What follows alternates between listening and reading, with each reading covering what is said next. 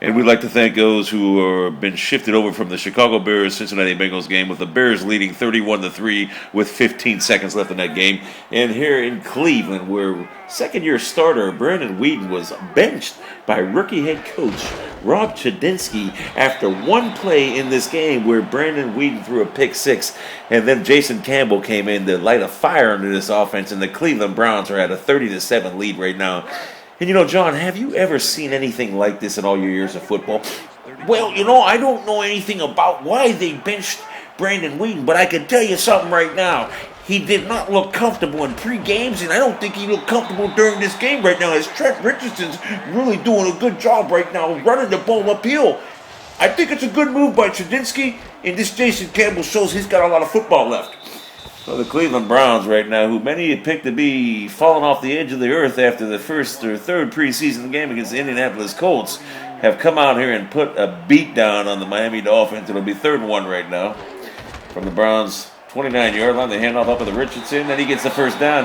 John, I got to be honest with you. When the rookie coach Rob Chadinsky benched Brandon Weeden after that first play, I didn't know what to think, but it looked like he made the right move. Well, I had similar situations like that in Oakland with Jim Plunkett. When I benched Daryl Lamonica for Jim Plunkett, and I tell you what, it turned out to be a light, sparkling plug for our team. The Browns go 1st and 10. They hand the ball off to Trent Richardson. He bounces it to the outside and gets about 11, 12, 15 yards, and the Browns have another first down. Well, this is the back they envision coming out of Alabama right now. The way he's running the ball is just spectacular. And he's got the speed burst where he bounces up the side and he gets to the outside. He goes boom, boom, boom, boom, and he goes up the sidelines. Cleveland Browns have themselves a very potent running back right now. And it looks like this 8th-year starter, Jason Campbell, could lead this Browns team to maybe a few wins here in this division. Well, I got to be honest with you. My father-in-law is from Cleveland, and I'm very proud to say that he's going to be very proud of Jason Campbell's performance here today, as Trent Richardson gets a handoff and he gets about a yard or two. What do you look for the Cleveland Browns team in the months ahead at the AFC North? I mean, we've seen a shocker, Cincinnati getting destroyed at Soldier Field. I know that wasn't expected. Well, as long as they can stay in contention in the AFC North. We had a similar situation like this down in Oakland when we had to face Eric Coryell for like 7 straight years. And, we had to stay in contention with them. And every time we won and they won, it just made us a tougher ball club. And the outside linebacker for the Dolphins gets a sack on Jason Campbell, with the Browns leading 30-7 with 46 seconds left.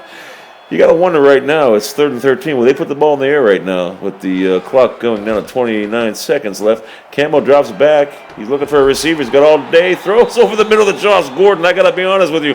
He threw a perfectly tight spiral to open Josh Gordon. He slit that double coverage right down the middle of that seam. And I got to be honest with you, this Jason Campbell looks like he did in Auburn.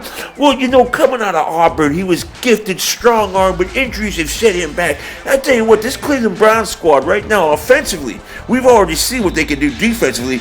And, I'll be honest with you, defensively, they look like a top unit in the AFC right now.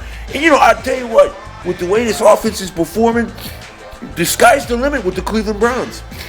So the Browns will line up to kick the extra point right now. Rookie incumbent kicker Bodemi will put it up and put it through. And the Cleveland Browns have a 37-7 trouncing over the Miami Dolphins in Week 1 in the National Football League.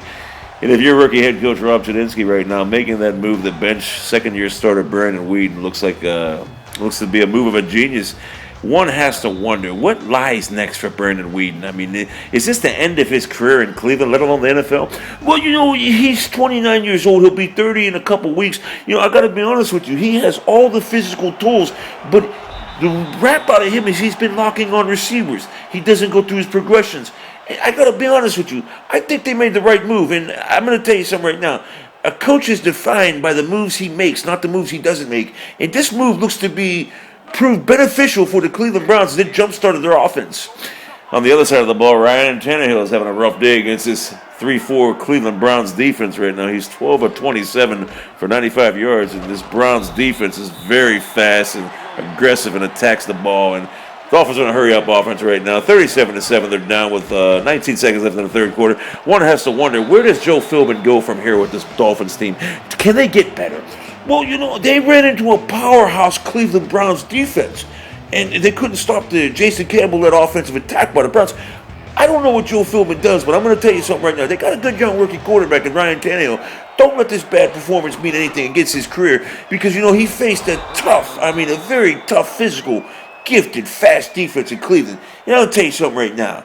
This Cleveland Browns team has the potential to be one of the top defensive units in the National Football League this year.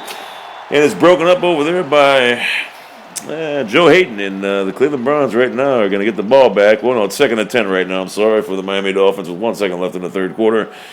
And it looks to be a rebirth here in the Cleveland Browns Stadium. The fans are sitting here after the first drive of the game, and after the first pick six by Brandon Weeden, these fans were booing, and I think that may have led to rookie coach Robert Chudinski, and the bench of Brandon Weeden.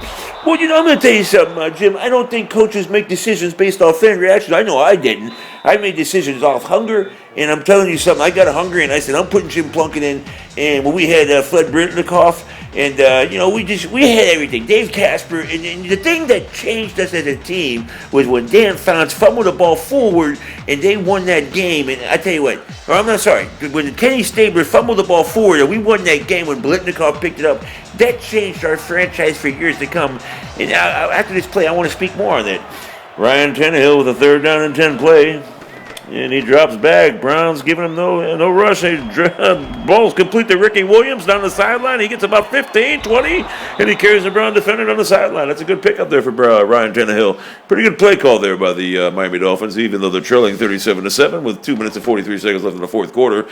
It looks to be a rout by the Cleveland Browns. As you see the play call right here, you see he went down the sidelines and he went boom, boom, boom, and it took 3 Browns defenders to tackle him. Now, Cleveland Browns next week, do you think that it may go back to Brandon Weeden? Well, I tell you, I don't think Brandon Weeden ever plays football in the National Football League again. I think this is his 2nd year. A lot of people put his misfortunes on Pat Shurmur last year, but after seeing him today, I'm going to tell you something, Jim. I don't know if he has the capabilities of playing in this league. I think it's too fast for him. He's got all the physical tools and mechanics, but he just doesn't get it upstairs. Miami Dolphins, 2nd and 10. Tannehill drops back, got the rush on him, and it's an incomplete pass. It'll bring up 3rd and 10 right now. His offensive lineman talking to Tannehill, trying to keep his head in the game. Well, with a young quarterback like this, John, how do you feel that he will make the adjustment into week 3 or week 2 next week? Well, I don't know who the Dolphins got, but I'm going to tell you something. He's going to have to make a marketable improvement, and I'm going to tell you something right now. If he faces a defense like Cleveland's next week, he's going to be in trouble because this Cleveland's defense is no joke. That's going to bring up 4th and 5 with 2 minutes left in the clock, and the Dolphins will ultimately go for it.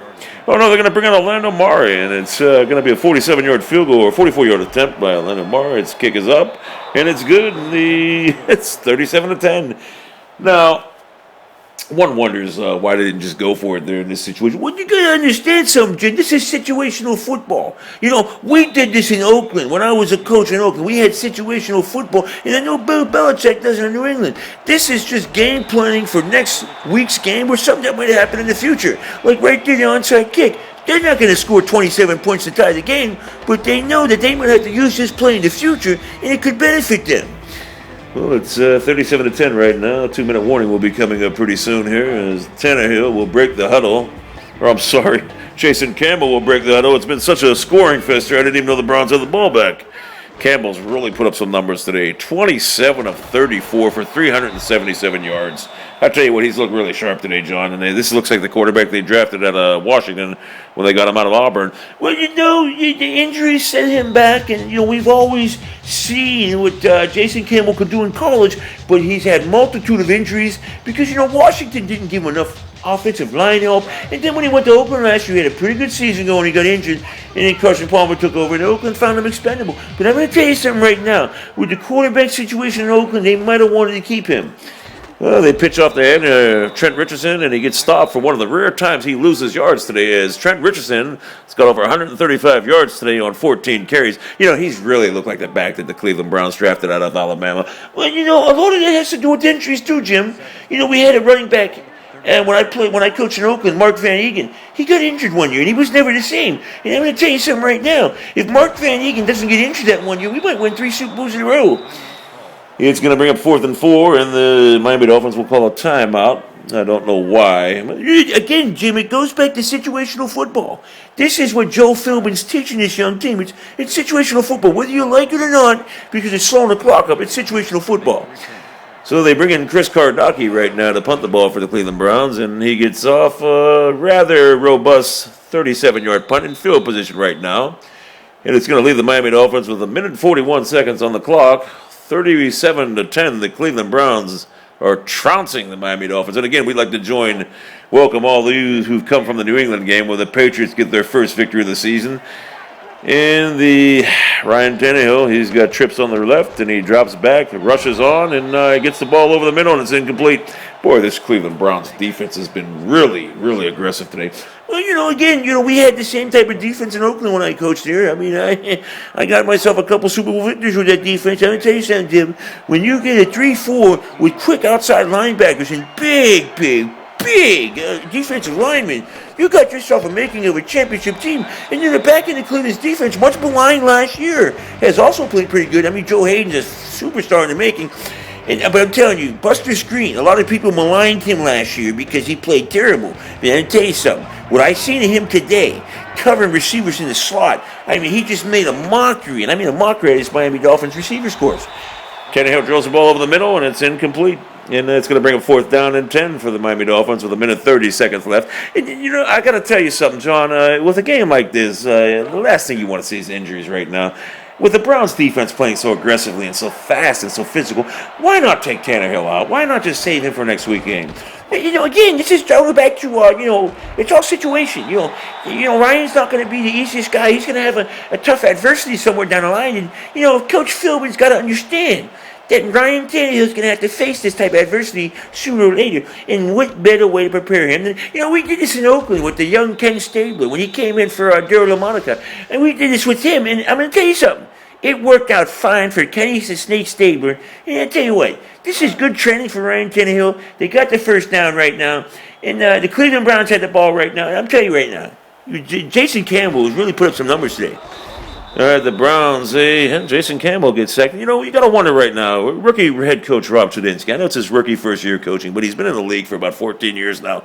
Wouldn't it be a smart move for him to take Jason Campbell out? Well, here's the thing. You don't want to bring Brandon Weeden back in the game when you already benched him. So you're not going to be able to bring Brandon Weeden back, and you're not going to bring your third quarterback in case of injury. So you really can't legally by the NFL standards. So you're going to have to leave Jason Campbell in there. Bringing in Brandon Weeden right now would demoralize him, and I don't think that the coach Chudinski wants to demoralize him because we know the front office was not backed by Brandon Weeden. They didn't like Brandon Weeden one bit. They didn't draft him. They didn't really want him. And you know what? Chudinski's made the move. It's Jason Campbell for life right now for the rest of the year. We had a similar move back. We did this to Ken Stabler when we got rid of Jim Plunkett. We had Ken Stabler. Jim Plunkett took over for Ken Stabler. And we won a Super Bowl at 27-10 against the Philadelphia Eagles in Superdome. So this is a similar move that the Cleveland Browns are making that we made 25, 30 years ago. Well, the Browns look like right now they're in victory formation. Yes, they're just going to run the clock out, 4th and 14. You got to wonder why they didn't kick a field goal there. Well, again, this is it's all situational football, Jim. I mean, they want to be able to practice the victory formation because, a lot of times, I remember back in Pisarcik was handing the ball off and Herm Edwards stole the ball. And the Philadelphia Eagles got in the playoffs the following week because of that single play. This is good training ground for what the Cleveland Browns do. And, you made a mistake because now the Browns are attempting a 47-yard field goal. They're attempting a 47-yard field goal. Well, you're right there, John. I mean, the scoring has been so lopsided right now. I've kind of lost track, and that's a good kick there from Phil Dawson, and the Browns are now leading 40-10. You know what? If you're a Cleveland Browns fan, you woke up this morning, did you ever think the Cleveland Browns would hang 40 points? If I told you Brandon Weeden would be benched after a pick six on the first play of the game, did you think the Browns would hang 40 points, let alone win the game? Well, you got to understand something. These Cleveland Browns fans are tough, Jim. I mean, you said your father-in-law's from Cleveland, but this team, these fans have been through everything. They've been through everything. And I'm going to tell you something right now. They know what to expect. There's 4 seconds left in the game. This is situational. This is situational football here.